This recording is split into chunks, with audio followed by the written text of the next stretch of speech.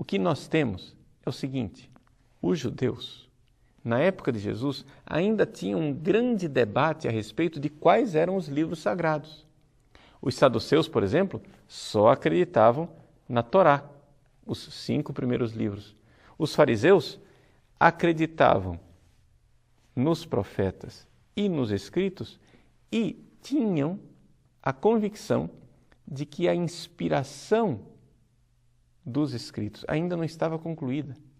Ou seja, o processo das Sagradas Escrituras não estava ainda fechado. Foi assim que então Jesus veio ao mundo e os apóstolos começaram a pregar o Evangelho. Quando os apóstolos foram pregar o Evangelho, eles tiveram que pregar o Evangelho não somente ali, na Terra Santa, onde Jesus havia pregado. Eles tiveram que ir pelo mundo inteiro, ir pelo mundo inteiro e pregar o Evangelho a toda criatura. Ora, o mundo inteiro daquela época falava basicamente o grego, não é? O grego era o inglês da época, por assim dizer. Havia outras línguas, mas era a língua do comércio, né? O grego era a língua que as pessoas utilizavam nos vários países. Então, os apóstolos começaram a pregar o Evangelho em grego. Mas a Bíblia estava escrita em hebraico. Bom, então os apóstolos foram e pegaram uma tradução grega da Bíblia, que é o que nós chamamos de Septuaginta, a tradução dos 70, que é uma tradução que tinha sido feita em Alexandria ainda antes de Cristo. Acontece que esta tradução dos 70 possui nela esses 7 livros a mais. E nós então vemos que os apóstolos utilizavam esta tradução. Não é difícil um biblista sério estudar e enxergar que muitíssimas vezes no Novo Testamento, quando se cita o Antigo Testamento, o texto que é utilizado é o texto dos 70, da Septuaginta. Existe coincidência, né? Por exemplo, quando São Mateus diz que eis que uma virgem conceberá e dará à luz a um filho. É um texto de Isaías. Se você for ver na Tanakh, na Bíblia hebraica, não se fala de virgem. Eis que uma jovem, uma moça, conceberá e dará à luz um filho. Essa palavra moça podia ser interpretada tanto como juventude como com virgindade. O que é que fizeram os 70? Traduziram como uma virgem. E Mateus cita assim. Mateus cita dizendo uma virgem, com a tradução dos 70. Quer dizer, os apóstolos usavam essa tradução. E é assim que então a igreja, desde o início, usa esta tradução dos 70. O fato é que houve um conflito entre os cristãos, a igreja de Cristo, e os judeus. Os judeus começaram a ver que os cristãos estavam pregando de uma outra forma, de uma forma diferente daquilo que eles costumavam crer, e então houve a, digamos, excomunhão dos cristãos da sinagoga.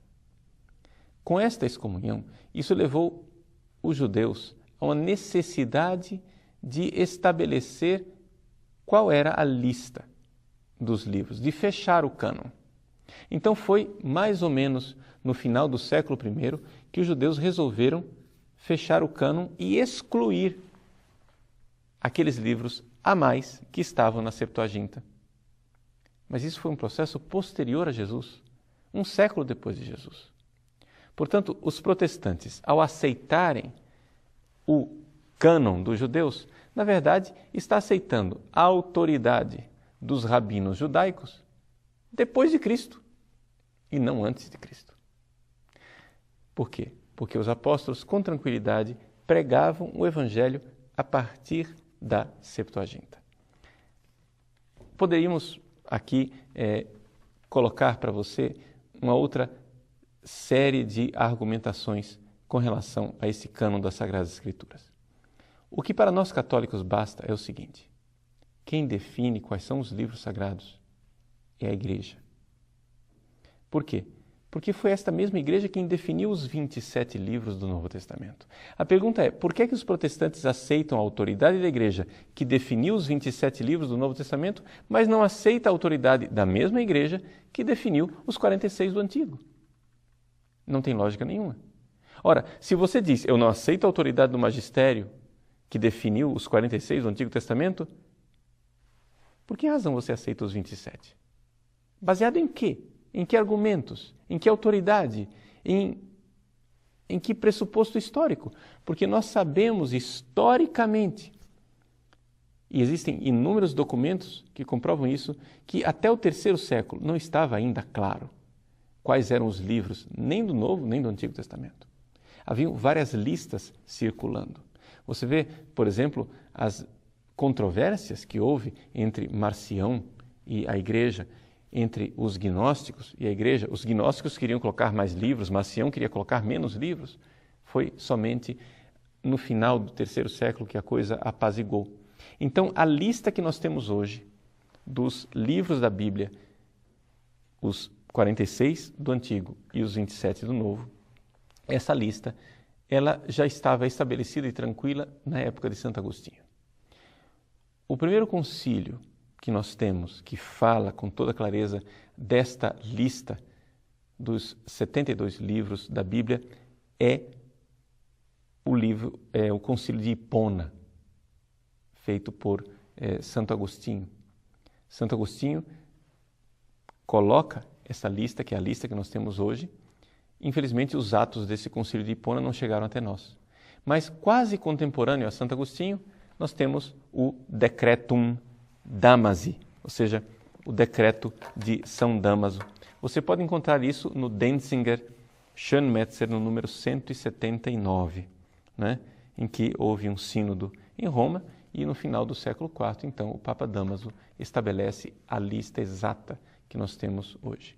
Se você quiser mais alguma documentação a esse respeito, você pode olhar o Catecismo da Igreja Católica, que é talvez um documento mais acessível para você.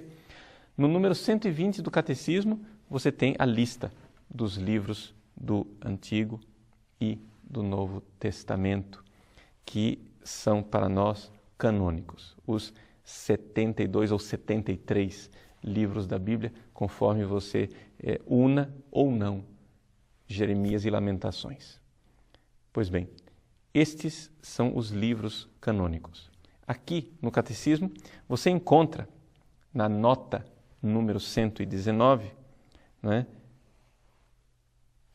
a nota de rodapé, as fontes dessa lista. Ou seja, ele coloca esse decreto de Damaso, que eu acabo de citar para vocês no Denzinger Schönmetzer, mas também o decreto do Concílio de Florença, dos Jacobitas, e do Concílio de Trento, na quarta sessão, a respeito dos livros sagrados. São esses os concílios que estabeleceram nos momentos de dúvida quais eram os livros das Sagradas Escrituras.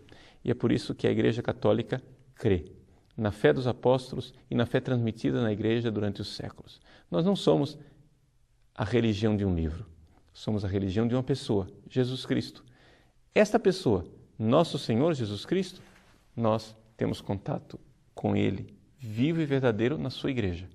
A mesma Igreja que celebra os mesmos sacramentos, que tem a mesma fé, que crê nas mesmas Escrituras e que está debaixo do mesmo governo eclesiástico do Santo Padre e dos bispos em comunhão com Ele.